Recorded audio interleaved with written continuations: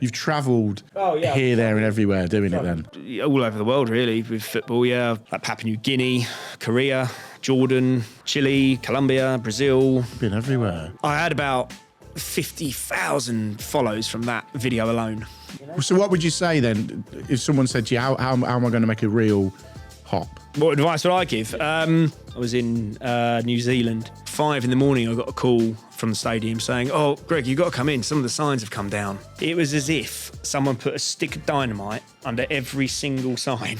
Now your Instagram's on 100,000 Just shy now. of, yeah. When you get this popularity, the one thing that used to annoy me, it doesn't anymore, And I got an email from this company. Hi, Mark, we love your content. We think our product would be a great fit with what you do. And I'm a fucking plumber. What the hell am I going to do with a stand-up desk? The deadlines are probably the hardest part of my work, I'd say. There is absolutely no negotiation on the deadline. It has to be finished at that point.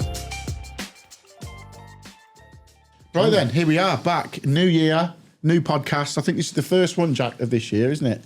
First one this year. So going into 2025, we're just going to say a lot at the start of these podcasts now is if you're not subscribed to the channel, hit the subscribe button, drop in the comments, let us know what you think about the podcast, about the guests that we've got on, hit the like button, all that sort of stuff. We're trying to really push the podcast this year. It just means we're going to get some really good guests in. We've got a few cracking guests as well as the one for tonight and some others coming very soon. We're off on a little journey next week, Jack, aren't we?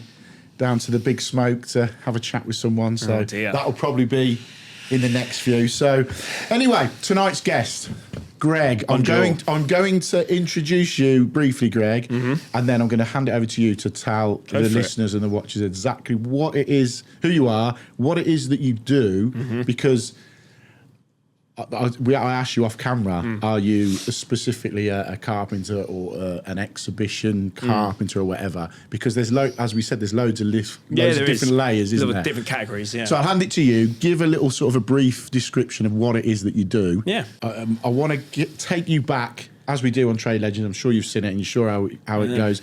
Take you back to coming out of school and what path did it go down? Did you always know that you wanted to do carpentry, or just talk us through? There was a little snigger then, so wanted to be an astronaut. Loads of people. We've had people want to be witches. And the reason plumbers. Yeah, well, of course. No, I've always loved building. Even when I was a kid, I loved building stuff. Like Meccano and all that. But because I went to quite a strict boarding school when I was at school. Oh yeah, a day boy. Yeah, I was a boarder. I was a boarder. See, you two have got more in common than we thought. I know, haven't we? Just was it all boys or is it? All boys. Oh, was it? No, mine was mixed. So yeah, that was a good thing. So take us back to that, the journey out of that. Yeah, it was very. It was kind of military based as well. So it was quite strict. Yeah, it was like there was. It was very much like. I didn't enjoy it. Don't get me wrong. It wasn't for me. Like the sort of people I went to school with, are certainly not people I'd sort of mix with today. So when you say it's military based, is that because of your family? No. It was just they had like combined cadet forces there, and you could choose to be in the Army, Navy, or Air Force, and then you could make a career from that, or you could just do your own thing as such. Yeah. But then for A levels, I did like what was it? French. What did I do? French business studies and psychology. Would you believe it? Right. And then everyone. Why was that? At what point? What was that for? Because you must have, when you're choosing them options to go down. My mum did psychology, and because it was like an academic place as opposed to like a sort of like a trades place as such, which would have been much more suited for me. That was just the obvious path to go down, really, and so I did that. And don't get me wrong, I enjoyed it, but then a lot of people think I'm. Am I allowed to swear? Yeah. A lot of people think I'm bullshitting, but I actually went to university and did forensic psychology. Would you believe it? This is why I love doing this show. Yeah, we've got you in as a carpenter building exhibitions, and all of a sudden we're forensic psychology. So so what made you go down that path then? It was just a natural progression. I was just at school. I was doing my A levels and obviously passed my A levels, and then the next thing, you have like a careers department, don't you, when you're at school, and then they say. I suppose you choose from those three what you'll most enjoy out of them all. I've always found that at that point in your life, you were like 16, 17 or whatever. Yeah, it I was. would have been 18. You, by the you time, don't know. A lot of people don't know. But No. you are you don't know where you want to go. No. But you're pushed into that path. Or not pushed, but Yeah. you've got to make that decision for the education for the rest of your life. Oh, yeah. Something that you all sort of Yeah, going, yeah. I don't really know if it's for me. No, well, when you're that age, I don't think you do really. I think you just the natural path. You just tend to go on that road. Yeah. But that's when I did go to uni. I was up in Preston, and I kind of thought to myself after a while, actually, I don't really enjoy this at all. What was you doing in that then? What sort of stuff do you do? I have no idea. No, None of it went in. No. University was 3 years of just Drinking. Drinking, partying. You know, you'd go out the night before, get absolutely leathered. You wake up the next morning with your mate, and go down the pub at 12, have a burger and whatever. Then Brilliant, living meet the up dream. with, it was. It was just 3 years of great, and I suppose that was. I don't want to sound cheesy or anything, but the university of life for me. Yeah. That's when I sort of realised actually I don't, and I've always did build like carpentry stuff, always. But then when I was at uni, because I was partying and I was spending a lot of money, I was like, well, actually, I need to find a way to fund this a little bit, because I can't. Fund this lifestyle. Yeah, so that's when I did start just putting myself in, in that industry and being. When I was that age, I was doing a lot of runnering and stuff for TV shows and stuff like that. So what's that entail then? I hear runners, but what is that? Just getting stuff? Yeah, you're just basically like the slave on site. So how did you get really. into that? It was at the time I had a lot of friends that were doing theatre. Like theatre studies, I suppose, at uni, and there was my best friend at uni was doing like media studies, I think it was. So they just had contacts, I suppose, just through their courses, and I just sort of like fell into it. I mean, I remember once I was working on Born and Bred. I don't know if you remember Born and Bred, that programme. It was set in Clitheroe, up north, right in the depths of up north, and it was a friend of my housemates that said, "Oh, I hear that you like to build stuff. There's a job going on this. Oh no, that was for a film actually. That was for a film in Fleetwood. It was near Blackpool. That's right. And What film was it? It was called Frozen. Not Frozen. Let It Go. No, not that one. No, which I know every word to because of my daughter. So you weren't sat there with like a black biro scribbling on white card and drawing. No. Drawing Olaf. No. Olaf. Olaf. Yeah, come on, get it right. Man. Olaf. Yeah, Olaf. Yeah, come on. But yeah, no, and I was just doing basic stuff there, really. I was helping this guy who was the master carpenter there, and I was just.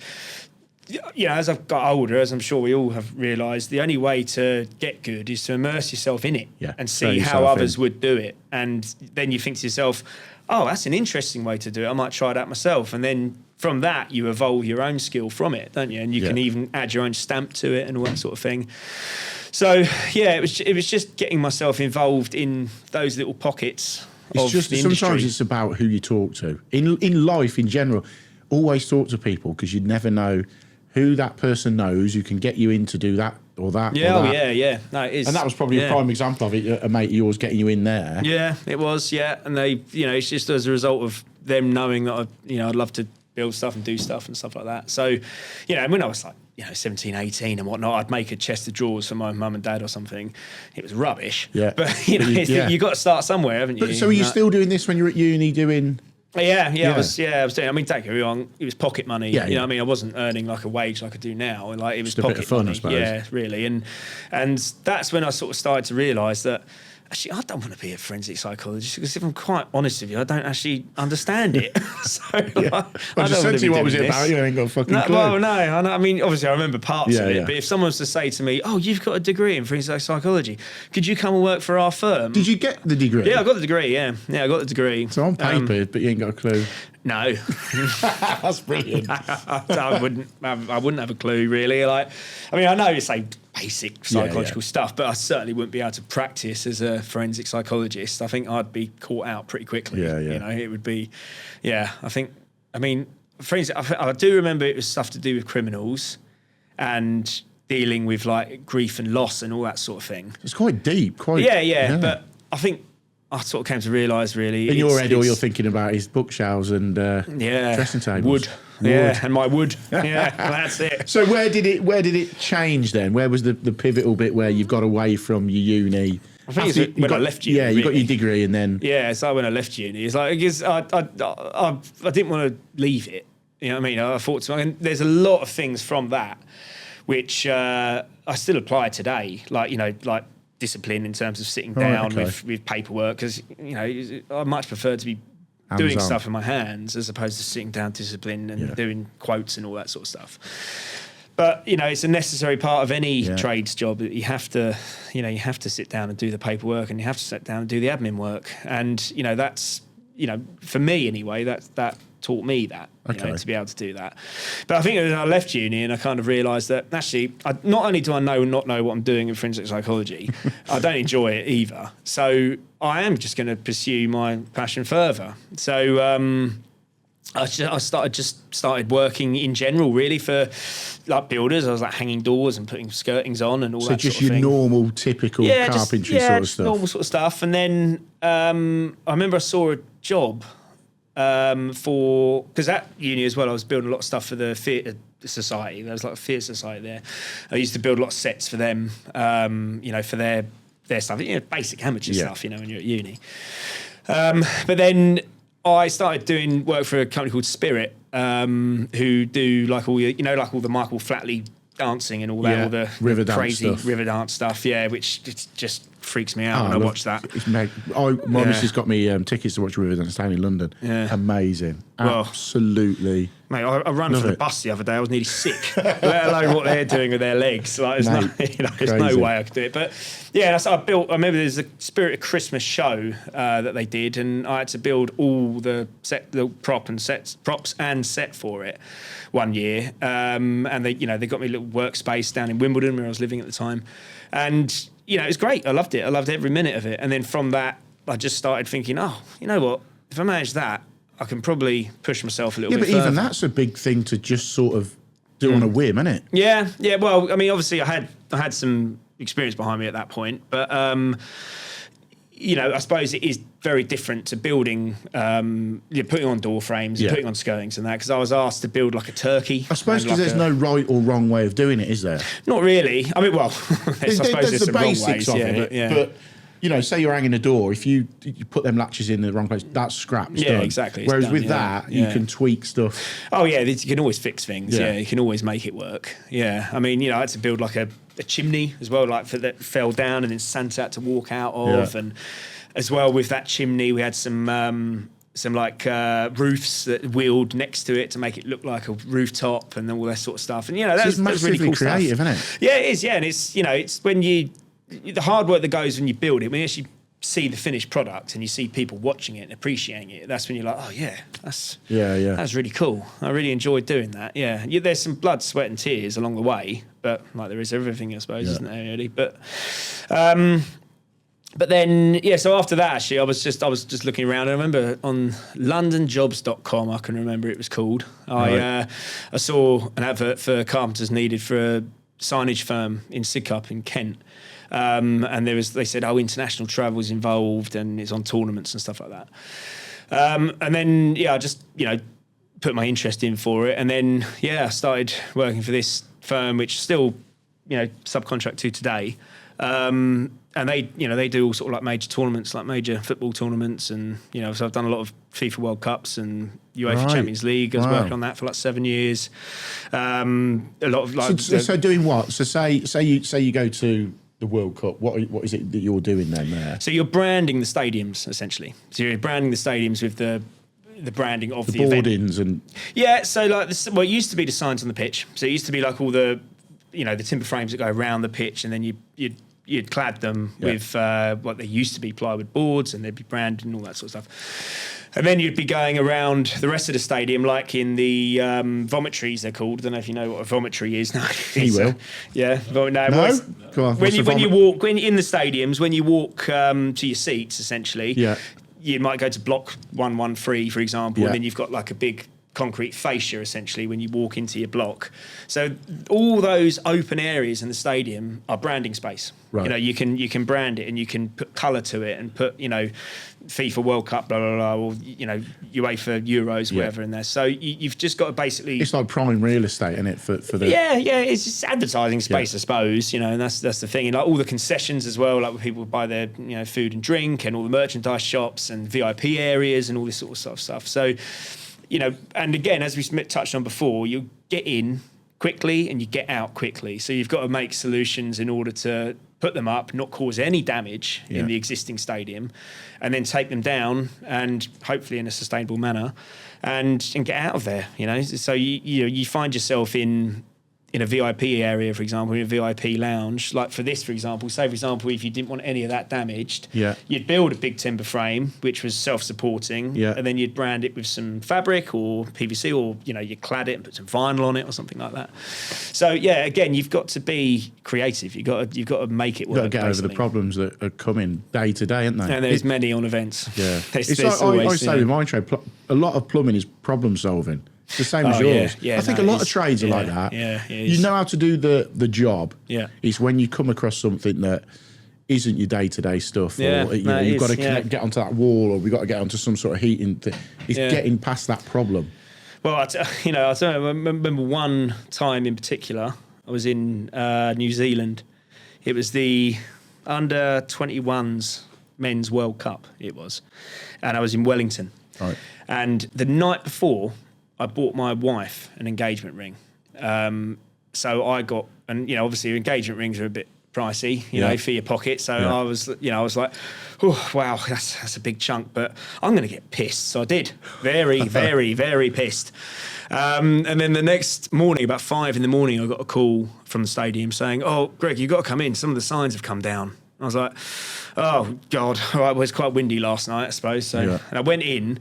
It was as if someone put a stick of dynamite under every single sign, and it just done the lot. It was they're in the stands, they're in, you know, they're on the roof, it was all over the pitch, and it was just, and the game was that night as well. Shit. It was that night, so everyone in the stadium pretty much was in there, just like checking the ground for screws and getting the boards and bending them back and all that. Up close, it looked like there'd been a drive-by shooting. Really, that bad? Yeah, it was awful. It was just, you know, it looked like stones had been thrown at them and then all that. But they say on camera, you would never have known. Yeah. You'd never have known. So I suppose knowing that's how you can fix the problem. You know, just make sure it's. So what happened with the ring?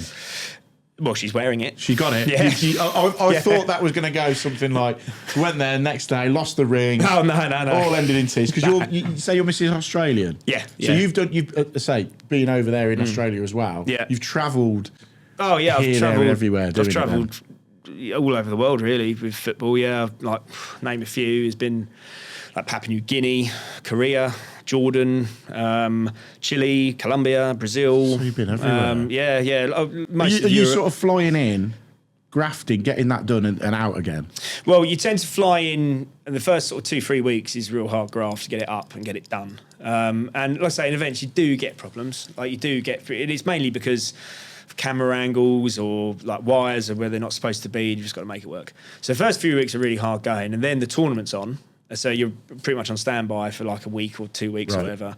And then you've got about 3 or 4 days to rip it all down and, you know, pallet it all up, get it out of the stadium, and then you're gone. So it is hit the ground, hard work, you know, relax a little bit when the tournament's on. While it's going on. Hard work and then out. Yeah. Because you said before we started recording, you said you did the 2012 Olympics as well. Yes, where I met my wife, yeah. So you did, what was it you did there? The aquatic? Yeah, the aquatic centre, yeah. That was, I mean, this is all on behalf of the company that subcontracted me to come in and do it. But it was the scoreboard at the aquatic centre. It was one of my proudest ones, that one, because it was, you know, it was pretty much, with the help of an assistant as such, it was pretty much all done by myself. Yeah. Who did it all, and it was a huge undertaking, and it looked great, and it was where they got their medals and all that sort of stuff. So, and it was great to see that, you know what I mean? Once it's built and it's done, and you see it on camera to the world, that's when you're like, that's cool. I did that. That's all worth it. You know that tradesperson. I done the plumbing in that house. Whereas you're just sat at home looking on the telly going, yeah, I done that. Yeah, well, I don't really tend to watch it, if I'm honest with you. Once it happens. So you massively. I can tell you massively enjoy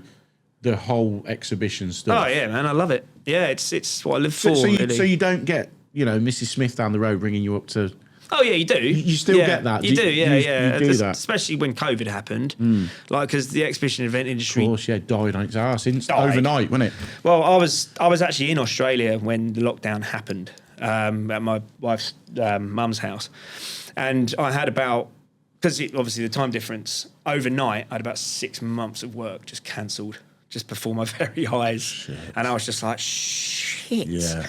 What am I going to do? Like, so, that's when I did do domestic stuff because people weren't all going events just shut down. Didn't everything. They? It was complete for about 18 months. It was just completely dead. It was the first one to close and the last one to open, and it was crippling. Was it worrying? I bet you. Yeah, it was stressful. Really worrying. Yeah, I mean, it was. At a time, I thought to myself, I really don't want to lose my business here. Like this could happen. Because there's just nothing happening. The phone weren't going, nothing. It was like someone just flicked a switch on it. Yeah, God, it really was COVID. It was, I mean, it's not just me that was affected, obviously. There's so many trades that was affected, like restaurants, pubs, all that sort of stuff. So what did you do during that time? What did you have to diversify everything that you'd done? Well, I during that time, that's when I started doing Instagram, really. That's because I thought to myself, here's a way to promote the business. And that's why I still do it, to promote the business. That's all. So I started doing videos, and I said to you before, they're a bit rubbish when I first started doing them, but, you just start, don't you? But I started doing like furniture, like making furniture, hoping that might sell for a bit of pocket money, but it didn't really. But then that's when I started doing domestic, like, so cabinetry, I suppose, in people's houses, because people weren't going on holiday, were they? They were spending a lot of money on their houses. Yeah, exactly. So I was really, to be honest with you, I was inundated with it. I think what we got at that point was I was run off my feet, as a lot of tradespeople were. Don't get me wrong, there's a lot of people that really struggle, but I think what done that was because everyone was then at home. Yeah. For us, your man's getting it in the ear from his missus. I've been telling you about that leaking tap for years and years. Or these doors have been squeaking. All of a sudden, people they weren't spending, they weren't going anywhere. They had that. A lot of people had that money, and they were just. I found it having bathrooms done, heating systems done. Yeah, they were. And like you, I suppose, like media walls and all that sort of stuff. Yeah, there was loads. I say there was a lot. There was a lot of work that came in. I couldn't, to the point where I couldn't keep up with it because so many people were sending inquiries through, and I was saying, I'll do it. But I think the mistake I made then was because I was so desperate to keep the business afloat, I was just accepting everything. Yeah. And it's like if you go to a restaurant, you don't put all the orders in at once, do you? Yeah. And then the kitchen, you see Gordon Ramsay. And he's like that normally, isn't he? Yeah, well, that's it, yeah. So, it just got to that point where I was like, well, God, I really need to spread this out a bit. But, you got any blokes working for you? I have subcontract guys that come in when I need them. Yeah. And I've got quite a big job coming up where I'm going to need like about 5 of them in the workshop at once, and then got installation to do and all that as well. So I do as and when I need them, but I have to trust them to bring them on because it's my name. Yeah. It's my people are buying you. Yeah, well that's it. And they've got to represent you. That is it. That's why I use Vidal Sassoon. So that COVID time, then you touched on it. You started your Instagram. Now your Instagram's on 100,000 just shy now. of, yeah. But you don't do TikTok. You don't do because you said that it's not for the typical social media reasons, is it? No, it's for it. The way I view it is that people spend, like companies got a budget, haven't they, for advertising and marketing and stuff like that. I don't want to pay that. I'd rather work it, and see my thing is that if someone wants to find you on the internet, they've got to punch your name in, haven't they? Yeah. But people are always scrolling nowadays. So I thought to myself, maybe if I made myself relevant online and people scroll and think, I need an exhibition stand building, or I need a stage building, or I need a bed building, I don't know, whatever. This bloke, I'll give him a call. And that's why I do it, really. But I have fun with it as well. But it leads on to what I've got here, because doing a bit of research for this and looking at some of the content that you do, honestly, it's some of the best, most engaging, thanks, man, short form content that I have seen for so long. That's nice. It's massively refreshing. It's not the normal stuff. It's just something. I don't know if there's a guy, I don't know if you know him, a guy called Colin Furs on the internet. Yeah. As soon as I seen what you did, I just thought of him. How charismatic, how manic, how everything, and the way that you construct your content, if you know, Jack will put all the links in the description below. If you don't follow Greg, go and look at his his content. Get following him, because it's just brilliant. Now, what I was drawn to it as well with it was the music. So, if you make content on the internet, and you'll find if you watch a lot of stuff on TikTok and Instagram, people are always using the same trending music. Yeah. And I've done it. You put a reel out, I put some trending music on that. Yeah. Whereas your stuff is so refreshing because of the music. And I've just literally flicked through it earlier on. And I'm a massive music person. Yeah, this is why I was going to say to you, I think there's something musical. Yeah. I think there's something musical in you, Greg. Well, I used to be in a band. But some of the music that you've got people from, the music is playing over and you ramp the music up massively loud as well. Yeah, whereas a lot of people keep it low. No, I like to have it on. So we've got Blondie. Yeah, that's right. Yeah. ZZ Top. ZZ's, yeah. They Might Be Giants. Yeah. That one, I literally clicked on it. Birdhouse in Your Soul. I was like, brilliant song. But people don't use it. No. The Cure, Oasis, Offspring, Arctic Monkeys, Queen, Fat Les Vindaloo, and the best one, I watched it and went, I think I must have watched the reel about 10 times because it is brilliant. I don't know what the song is, but it's the Greek plate smashing. And you've got the nail gun, and you nail in, there's loads of big sheets of... Oh, is that the one on building timber frames? Is that loads of timber frames? Yeah, that was in Australia, actually, in Adelaide. I did that. But just that Greek, I forget what it is. That, as that's it in slowly Lock, Stock and builds. Two Smoking Barrels, that is, isn't it? And I could see a lot of the randomness of the music, what you're doing, and that just made me go, this content is brilliant. It's true what you say. Like, there's so many people just think, put a trending sound on, which you do need to do. Like, you do need to, but what I tend to do is the music I picked was trending at the time. So I don't go to like a trending list and fix myself. But surely like ZZ Top isn't that They Might Be Giants. Yeah. Well, no, at the time they had the trending arrow to them. Right, okay. But like I say, if I see a trending song, I won't say, right, it's trending, I'll use that. You'll find the one further down. Yeah, it has to fit. You know what I mean? It does have to fit. I mean, I am a very, very hardcore fan of Nirvana. I always have been. That's the whole reason I even Have you done something with Nirvana? I have, I've done a few with Nirvana, when they were trending. I've done like Smells Like Teen Spirit, Lithium, I believe it was. And like I say, I every year on the 6th of April, when it's Kurt Cobain's death anniversary, I always raise a glass, several glasses to him. Do you think there's more to it than what his happened? death? Yeah. Because isn't it something to do with the angle of the gun?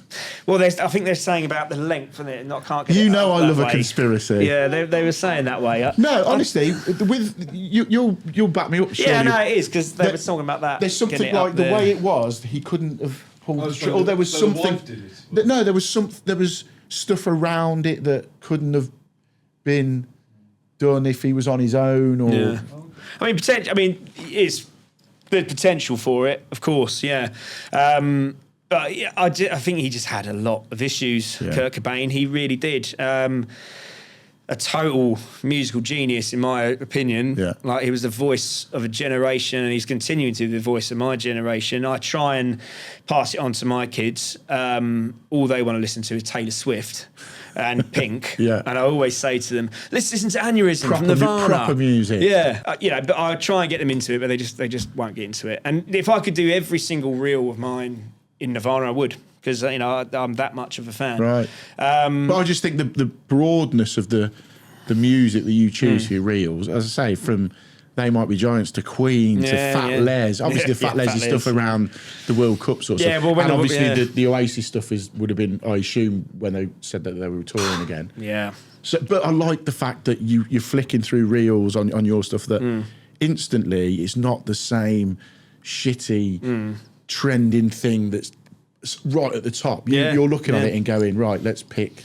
Well, I just want it to be a good song. Like, I'd love music, as many people do, of course. I mean, I love music, and I love when something's got a great song attached to it. It makes it so much better, doesn't it? It makes it so much better. And like, even when you mentioned Fat Les, when the World Cup or Euros is on, and Fat Les or Three Lions on a shirt comes on. It's just an anthem, isn't it? Yeah, and you get that nostalgia, and because what's it in? Was it June, July when the Euros were on? Yeah, I was in Paris at the time, working the Olympics with a couple of the guys I had working with me. We were driving from site to the nearest bar. I can hear that. I can hear the car already. Yeah, I know. We had it on and we were pounding it away, singing away, and obviously in France. It becomes just like an Englishman hearing Fat Les or Badil and Skinner. Yeah. It's such an anthem of a generation. Yeah. And you just go like really animalistic. Yeah. Banging the dashboard. Jack, I like that. Banging the dashboard. Yeah, banging the dashboard, Jack. Yeah. But it is. But you watch a reel with that and instantly you're invested in that. Yeah, you are. And also the way that you do your reels is massively refreshing to see. Yeah, something. Thanks, man. Yeah, it's nice different to hear. Yeah, it is nice to hear, and that's what I try to do. I try to make it a bit different, and I enjoy it. I enjoy the editing side of it, So I mean, I will play around with green screens, and I play around with effects and sound effects and all that sort of stuff as well, because it's better than just sitting there watching a film or a TV or something like that, which you've seen before or whatever. You can just sit there and edit and enjoy being creative still. So again, you must have taught yourself how to do that. There's no background in that. I did. I was, I started off in like an iMovie, but then it's very limited. So then you learn. I've got Final Cut Pro. I operate on that, and you just get tips from YouTube. And do you plan your videos out now? No, not at all. Just ad hoc it. No, I just film me doing it with a bit of theatrical element. You don't say. Yeah. There's a bit of theatrics in there. Yeah. Some of them don't make the cut because they just don't fit. Yeah. But when you do reels and stuff like that, your first 3-5 seconds is very important. Yeah. So, that's why I do the theatricalism really, so I can got something to choose from and all that sort of stuff. But also as well, it's just another way to enjoy the day, isn't it? Yeah. Just. Did you work a lot on your own in the workshop? I'd say half and half. Like if there's big jobs that come in, then obviously I bring people in because I can't do it all on my own. But if there's a job I can do by myself, then I will. And and having that camera there, I found it when I started doing my YouTube and stuff it's like having someone there with you. Funny enough, I started mine just probably the middle of COVID. Yeah. Because we were allowed to work, and I remember we were splitting a hotel into 5 apartments. Yeah. So I was up on the top floor. And I think that was the point when I started doing it. And having that camera and talking to yourself. And well, it is. It's company, I suppose. Makes it less lonely. Yeah, I know. The tear was dripping from my eye. Yeah. I thought, get the camera out, quick, it's content. let's ramp it up a little bit. But your content reminded me massively of Colin Furze and the energy that he's got. Yeah, and I think, you can have... it's like in Gladiator, isn't it? Entertain the crowd. You can be good at what you do, but it's not enough sometimes. Are you wasting time? I think that some of you probably are, and I have a solution for you. Nobody wants to do any type of admin. Now, I have a solution for you, and it is called Tradify. It's a fully automated job scheduling, invoicing, and quoting all in one place. Now that software is going to save you 12 hours a week, and all by using a simple software solution. Now you can try it for 2 weeks absolutely free, no cards needed, and you'll even get support in person from Tradify themselves. Now when you're done, you can always come back to me and thank me, but just enjoy the extra 12 hours that you're going to gain from just using the software. So what point did your Instagram fly then? There must have been a certain reel. There was one particular reel. Yeah, there was. I was getting a bit pissed off of it, if I'm honest, because I was putting so much effort into it and I wasn't getting really any traction, because I was thinking, well, then what is the point of me doing this? I'm just not getting seeing these ones where they're flying. Yeah, shit. I saw one bloke, he had like 40,000 likes, and all he did was just put rubbish in a bag and put it in a skip. Yeah. And I was like, how is that getting so many views? I just don't get it. So I just kept on churning them out, and then I was...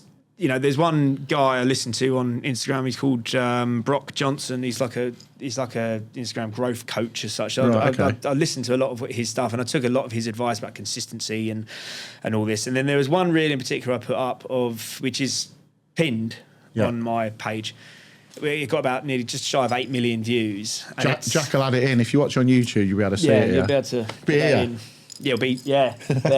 Jack will add it in. Yeah. It's what? Sorry. So It's basically just kerfing. It's kerfing a piece of oak, basically, Kerfing, which is what's bending that? it Right, okay. around. So you flip the piece of oak over or whatever timber you have, make loads of little cuts, and then it's able to bend. Got you. Yeah. So and then that, I had about 50,000 follows from that video alone.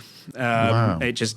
and how went long was mental. that? Was it That was like a minute clip. right? Okay. Yeah, a minute clip. What was the music to? Can you remember? Oh, yeah, it was Iggy Pop, Passenger. Yeah, Passenger, Iggy Iggy Pop. Pop. Yeah, it was. Yeah. That's what I mean. Just it's massively. Yeah. Well, it's not random because they're like you say. I didn't. To be honest, I didn't know those tracks that you picked were trending ones.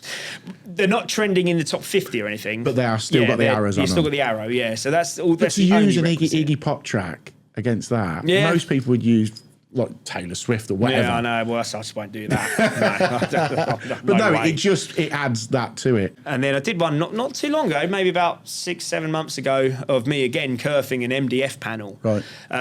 which again got loads. But then the thing is, when you get this popularity, the one thing that used to annoy me, it doesn't anymore, are the negative Oh mate, idiots don't. that come on like, bro, you don't know what you're doing. I wouldn't have done it like that. Or you should have done it like this. And as people saying It's to me, just get the unreal, isn't MDF wet and it will bend Yeah. that way. I'm like, if you get MDF wet, mate, it will turn into Weetabix. Like, you know, it's just not going to work. But that guy that's commented that, he knows everything about MDF. Oh, yeah, you'll yeah, never everything. You'll never win against him because No. he knows the. I lot. think I saw on your profile actually the other day, someone was going on about something and I saw your response. and I've got to yeah. a point now where 99% of the time they just go. I'm not bothered. But yeah. now and again, I'll get a comment and I'll go, "Fuck it, let's have a bit of fun." with Yeah, this oh guy." yeah. Well, it's engagement as well. Yeah, You do it's that. engagement. It's engagement back. But yeah. I find, and I had it on one the other day. I don't know which one it was. He come at me. So Facebook and TikTok are Yeah. horrific for it. Oh, really? I Yeah. find Instagram a really great platform. yeah. YouTube's brilliant. Yeah. TikTok and Facebook, as Jack will know, at one point I would never ever read a comment on TikTok, let alone reply. Yeah. But what I found now is a guy had put a negative or something, some arsey comment. So I just gave it a bit back. And as soon as you give a bit back, it's like they go, hang on, I'm allowed to have a pop at you. Yeah, I know, but you do?" can't. Yeah, And then know. I think within like 7 or 8 exchanges, he was laughing about something, I was laughing, and it was like, oh, fair play, mate. You Yeah, know, yeah. So it's sometimes they just want that Yeah. interaction with the person they're seeing putting the content out. Oh, there is. I mean, I wonder sometimes about trolls, if like how many of them are out there. Because there's one video not long ago where I actually had to turn off the comments because some of them are getting so nasty. Like Why? some of In them, what way? What was that? Well, someone was like just saying, like, I can't remember them specifically, but one of them was what quite. was the video? It was so I did some counters out of some it's called carry timber. It's very, very hard, dense timber. Right. But this particular video, the where the corner met, it was really high traffic with like forklifts and pump trucks and all that sort of stuff. And if the miters meet like that, it's a very weak point on that corner. Right. So I purposely made it so it was squared on the corner and then carry on because if anything hit that, it's gonna be a big weak point. Got you. And so many people are, oh, terrible joinery. And I was just like, no, I did that for a reason. And they're like, no, you don't know what you're doing. I'm like, oh, you know, Yeah. And they were proper going.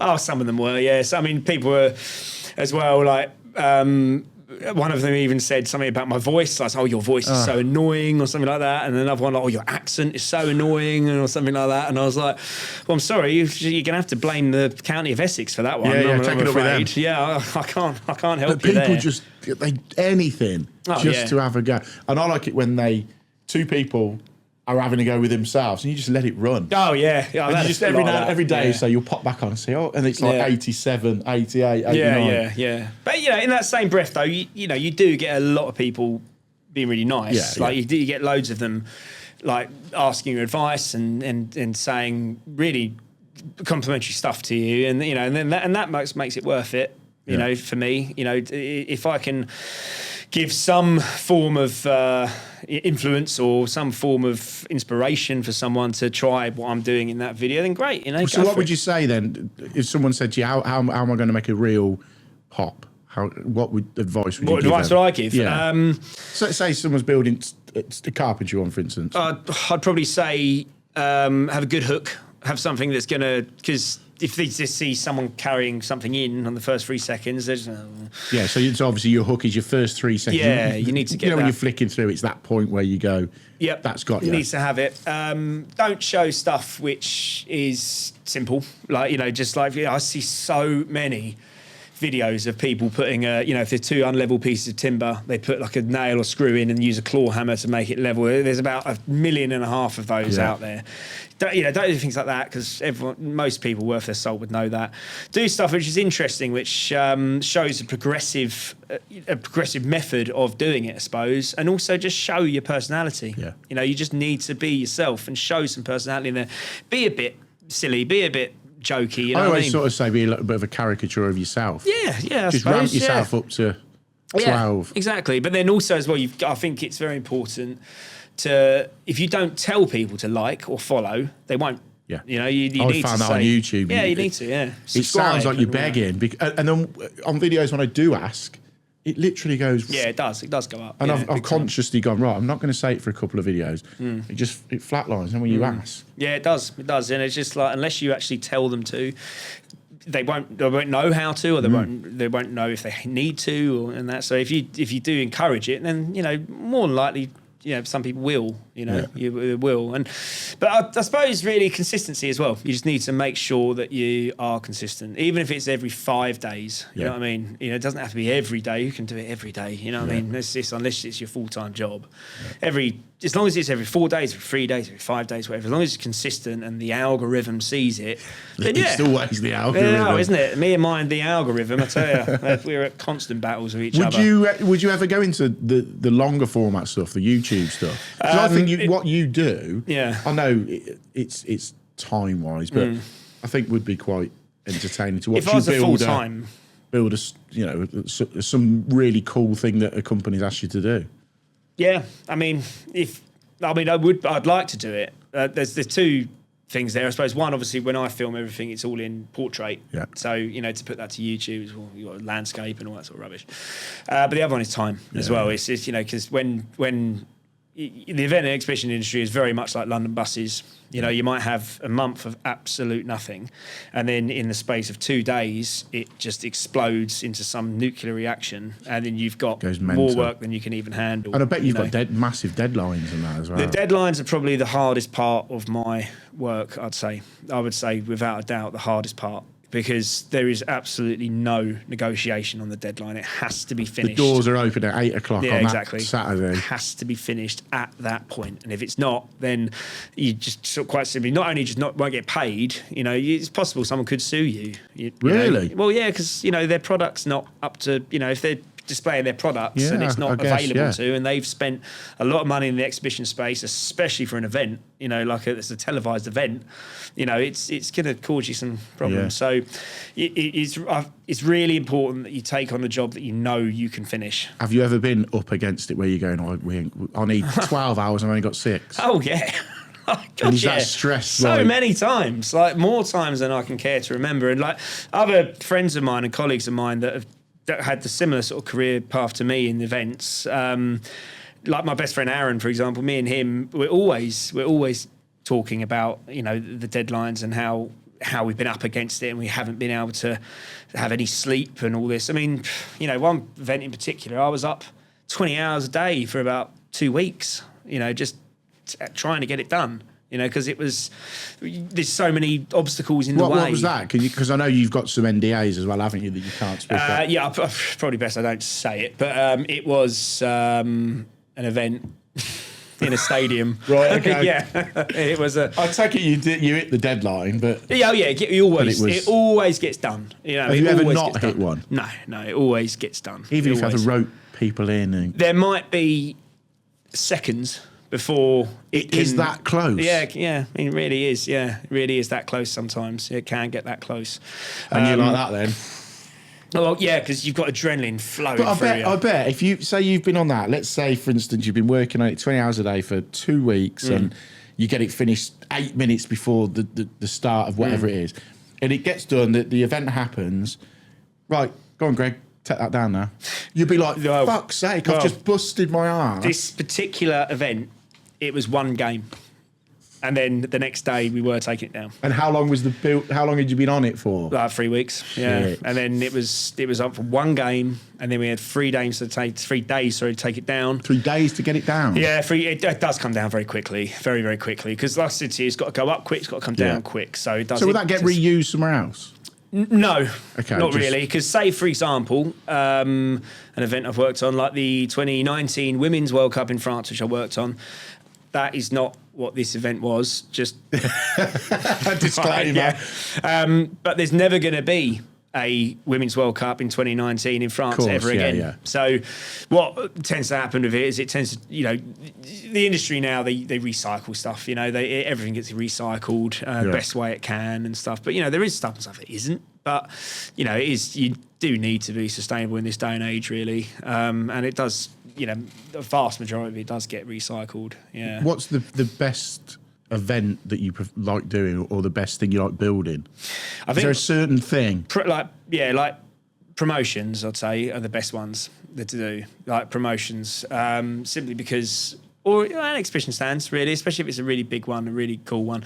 I think promotions, because like when you got a promotion, it's especially if it's a launch, like a product launch, all the bells and whistles come out. Right. Because it's there to showcase this product and how great it is. And I did one recently at TikTok's offices, actually, in central really? London, yeah. For like, I don't know, something, it was like a headphone. I can't even remember the name of the company, to be honest with you. But that was awesome. It was great. It was a really, really great project to do that, especially when you saw it all being showcased and everyone using it and everyone's being, oh, wow, it looks great. And, seeing all your hard work come together. So did you build that off-site and then bring it in? Yeah, it's all So it's built up, then in stripped kit down, form. and then brought over? All in kit form. Yeah, and it's all, you've got to account of so many things like doorways and the weight and as well in the vans and all that sort of thing. So you got to make everything to suit. So is the TikTok office is right in the middle of London? Yeah, it was near Farringdon, I believe So it was. only because I know plumbers that work in London, they say it's an absolute nightmare. So getting that in logistically was a nightmare. Is it? It was. Are a you nightmare. in like stupid o'clock in the morning getting it in? Yeah. We were at. I think we loaded in about 10 o'clock or something like that, and then you work through the night. Until like sort of 4 or 5 in the morning or whatever it is. And if that be the case, well, for that particular job, I just booked the closest travel lodge we could find. Right. And then we had to, because that event was up for about 4 hours and then it all came down. And how long did that took you to build that? About a month. No. Yeah, about a month. Yeah. So That's it was crazy. Yeah, man. it is. Yeah, it is. And it just all goes to comes show down. the amount of money that companies have for marketing. Yeah, and exactly. for building stuff like that. Yeah, it is. And I expect that was quite a smaller one on the scale that. Well, no, was this done particular stuff. was quite big. Was it? Yeah, it was quite big, and it was a great project to be involved in. That one that's just gone, but then that's one of many over the time. Is there a brand that you would love to work with that you haven't? Is there something within that you like yourself? I'd love to. I think. I suppose there's that many. I suppose like a guitar brand or something like that. I was going to say music. Yeah, sort of like stuff. a guitar brand or at Buckingham Palace. I could to work see. there. Yeah, that'd be great. Bowling in there. Yeah, I could see. I'd wear my best suit for that one. I wouldn't care if I got that. Yeah, no, yeah. I suppose. I mean, say the stuff I've worked on in the past has been, some of it anyway. When I've worked on the big events, has been broadcast worldwide. So I get very blasé these days about it, really, because it's it's just been part of my life. Do you watch really. stuff on the telly and critique? Oh, I'd have done that better. I'd have done that like There's that. times when I watch the football, and I do think, that divider board looks a bit wrong. Right? Oh, God, I wouldn't have had the corner go in Can't like believe that. you're the troll. Yeah, there's a little bit. There's The sometimes armchair when I'm troll. like that because my wife's in the industry as well, and so we're both. What is it we she both does then? Well, she's like an associate director for like a branding signage firm. Right, So okay. yeah, so she gets involved with all the the concepts. And So would she be your boss at one point then? She was at the Olympics. She was my boss. Oh, of course, Yeah, she yeah, was that's how my you client met. when I met her. I was working on London 2012 You must have done Olympics. She was my something right client. then, mate. Oh yeah, I must work have my put- magic. There's a line I used with her, which she even today what's the word I suppose brings up and laughs at, because she's got very blue eyes. My wife, lovely eyes, love looking in them, even when they're angry. Smooth, Greg, very smooth. She'll be listening to this. Shout out to Mrs. Greg. Yeah. And I said to her, no problem. The girl whose eyes are so blue I could swim in. Oh no! And I just Talk about a blind date. Oh, it was. Dropped the mic, turned around and walked away. And that was it. Walked away in slow motion. Yeah, just pretty Flicking much. the hair around. Yeah, flick the hair. Yeah, just give it a cheeky. Cheeky cheek, on the way up. But yeah, so that was a great event to work on as well, because that's how I met her. So and she's an Aussie. Yeah. She's Australian. You've worked over there? Yeah. I lived in Melbourne. I did a lot of exhibition work in Melbourne. Like a lot of it, I spent half my life in the exhibition centre in Melbourne, and and lived in Brisbane as well. And it's Australian and English ways of working are very similar. To be honest with you, they're very similar. I suppose wherever you are in the world, really, everyone works for a living, don't they? You know, everyone works. And I think trades industry is pretty universal. Yeah, it is really. It is. I think, unless you're in a small village or something like that, but that could be anywhere in the world if you're in a small village and, things are a little bit slower pace, aren't they? But if you're in a sort of like metropolis, situation like in New York or, Ontario or London or Milan or wherever, it's the same. It's the same. You've all got to work for a living. You've got schedules to meet. You've got, prices to meet, quotes to meet, budgets to meet, all that sort of stuff. Where would be the best place to? Have you worked like New York and stuff like that? No, I haven't actually. Would you like to work there? I've been around a lot. I've never actually been to America, ever. No, and there's somewhere that I'd like to go. Literally everywhere else, though. Well, yeah, a lot of other places, yeah. But I mean, no, I've never been to America. I'd like to go to America. That board, a lot of people, we've got one at home where you've got that board of the world. With the pins. And your missus puts the pins in. Yeah. Yours is like pebble dashed everywhere. Yeah, it's a few. Yeah, it's been a few. I mean, there's a friend of mine, very good friend of mine, works on the Formula E, and he is away all the time, and he's going to every... That's just a circus, isn't it? Because I think I'm a massive Formula 1 fan, so I think Formula E follows... I think they're a week in front of Formula 1, so it's literally... Yeah, he's... 10 months a year. Always away. Like he's at every pocket of the world all the time, and he enjoys it, and it's an interesting life for sure. Yeah, it is. But for me anyway, it's a single man's game, really. Yeah. You know what I mean? And he is actually single, so it works for him. So where are you going with what you do at the minute? Then what's the... I hate to say it, the 5-year plan. Where do you want to go? Do you want to grow I don't really your socials? Have 5-year plans. I just go with it. I just let it naturally unfold. Really, that's how I tend to work. I just like to have some surprises, because if you make a plan, sometimes it doesn't work out, and then you feel like a failure, don't you? Yeah, sometimes. Yeah, so I tend to just let it unfold. I've never had a 5-year plan. I just let it unfold, just let it go. But I just want to keep on doing what I'm doing, really, and enjoy what I do. So, just that, really. Just keep on doing what I do, and maybe one day, maybe I will move on to TikTok or something, maybe, or YouTube. Probably not TikTok, actually. Yeah, stay away from TikTok. Yeah, maybe YouTube. I just don't. I don't enjoy it. I don't. YouTube, I think your stuff, your short form, as I said, your short form is brilliant stuff. But I think what you do would make a really interesting, especially with your personality and your spin.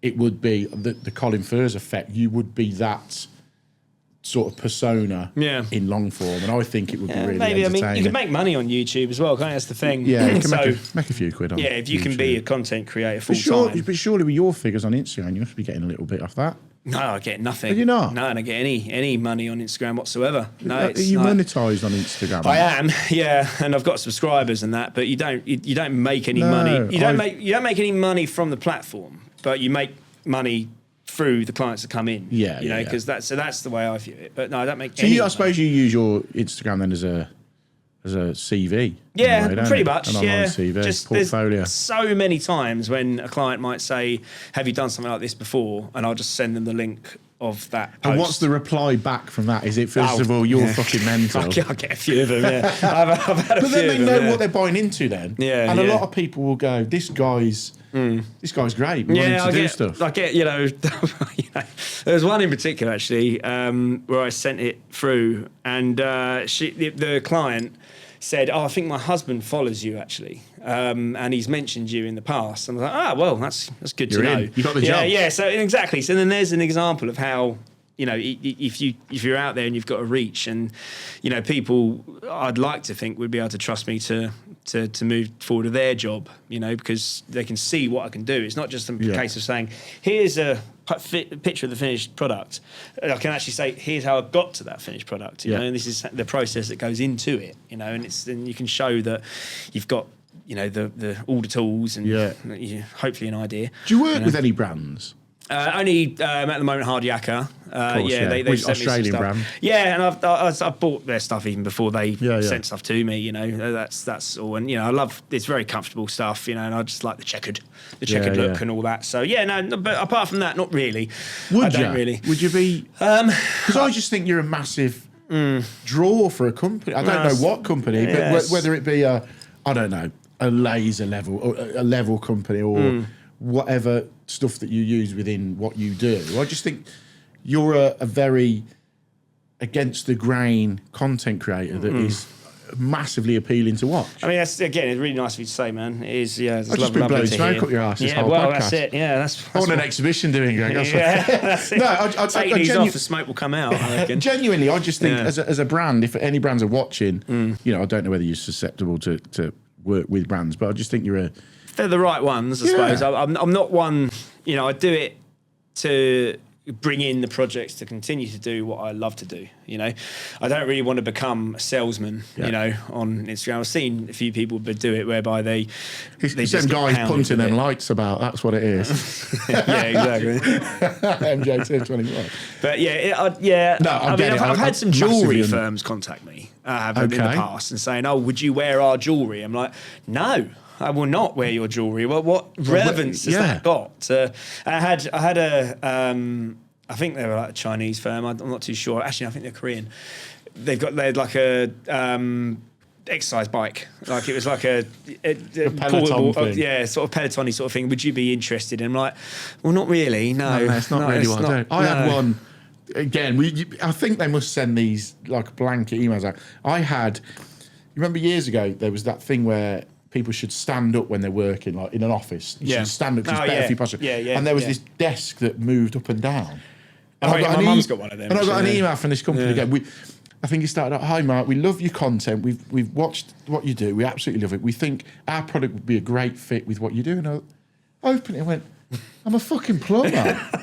What the hell am I going to do with a stand-up desk?" I know, yeah. It's just a blanket email that goes out. I think that's true. I mean, that cycle, that might have even been a blanket email show went out about the bike, maybe, I don't know. But I mean, I do see, some people these days that, they promote all sorts of stuff which isn't really relevant to what they do. And it's sort of, I always think if you do that, you're going to alienate people, and that's why I don't do it. But also, I'd say I do this just integrity, innit? I think you want to work with if a brand come to you, whatever it is you use, Festool or whatever. Oh, I'd love that. Perfect example. God, so let's say Festool seen you and went, that guy is different. We want to do something with him, and that's the ones where you go, fuck that, and that means so much more, don't it? Yeah, I'll tell you what. If they sent me all their tools for free, I'd dance for them. I'd sing for them. Shout Festool, sort Greg out with some bits. I'm good at singing. Good at dancing. Right. What we always do, come the end of the show, is advice. Basically, we open the floor up to you. If you've got any advice to give to anyone, or whether you want to plug what you do on your socials or whatever.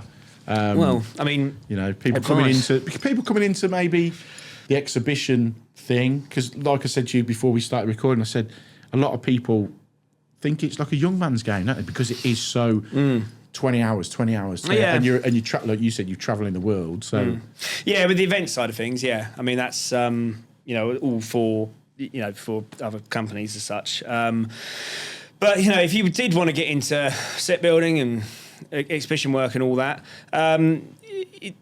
you got to know that there will be long hours. What's There the will route be. into it? Is it going to an agency that does that, or I suppose, yeah, that's one. Yeah, I've approached a few, agencies, as well. Just I suppose having a website as well, doing keeping your website relevant, so you're searchable. I suppose. Reaching out as well, like if there's an exhibition you've got your eye on, which is happening at Excel or Olympia or something like that, it's very easy to get the exhibitor list, online. It's freely available online, and then you can reach out to those companies, and as a result, they can say, oh yeah, that might be interesting or something like that.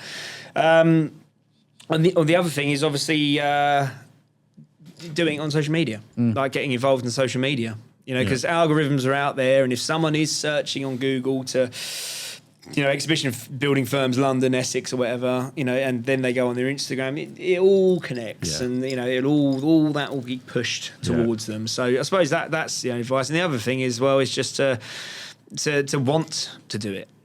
Because if you don't want to pull the hours and you don't want the hard work, then quite simply don't do it. Yeah, because if you get into that game and you want to do your 9 to 5, it's not that. No, it's not going to happen. No. It's not going to happen. Come 5 o'clock, you're not jumping in the van and going home. No. I was saying the job I just did recently, it was in train stations in London. We could only do it in the last train left, which is at 1 a.m. So I had to get there 1 a.m, have to get it finished for 6 a.m. when the first train leaves, or 5 a.m, I think it was. I suppose, the only other advice I'd give to people in the industry as well is the attitude. You have to have the right attitude to be in this industry, and what I refer to there is that you can be really good at what you do. You can even be quick at what you do. But if you haven't got the flexible attitude, because things change so much in events and exhibitions and sets and all that, like camera angles won't be right, so you've got to move it. You will actually, what you've just built in the short time that you have, you've got to take down and move and rebuild, and you've got to have that flexibility, and knowing that sometimes you will have to give up a night in the pub after work, because you will have to work through the night. No one likes doing it. No one likes doing it. It happens now and again. It does have to happen. It does, and unless you've got that attitude, knowing that it can happen. If it does, you've got to be yes sir, no sir, 3 bags full sir. Jump through hoops. Yeah, then you're not really gonna proceed So you do have to have that. But it's enjoyable. It is. It is enjoyable. Do you wake up in the morning and go, I can't wait to get to work today? I do, actually. Yeah, some people, I do. A lot of people say it. Yeah. And there's a few people, I 90% of the time I do. Sometimes though, I'm like, wake up, I'm like, yeah. Oh, don't get me wrong. Yeah, there's odd job, and I'm like, I really can't be arsed at this today at all. But then, after a weekend of being at home, my wife and kids, it's nice to know that. Okay, Monday morning, great, cool, new week. Off we go. But then you work for them, don't you? At home? Yeah. So I do enjoy it. I really do enjoy it. I always have. And you can see that. You can see that from the content that you put out. And as I said, if you don't follow Greg, all the links will be in the description. Go and check his content on Instagram, because it's if anything, it's massively refreshing. And there's more to come. And just for the music, I literally. Do you know what you should do? You've got to do a Spotify track list thing, because I even put it on my cards. Where is it? I put it there. The music in your reels reminds me of how random the Grand Theft Auto game used to be. Do you know what I mean? When you literally just banger after banger after banger. So massive thank you for coming on, Greg. It's a real pleasure. Thanks really for enjoyed it. Go, all the links will be in the description and all that sort of stuff. Yeah. But no, I've enjoyed that, mate. Yeah, me too. It's great. Really, I love watching the show. I really do. I always listen to it in the van. Nice one. And that. So yeah, it was real pleasure. Thanks so much, guys. Cheers, Greg. Thanks, buddy.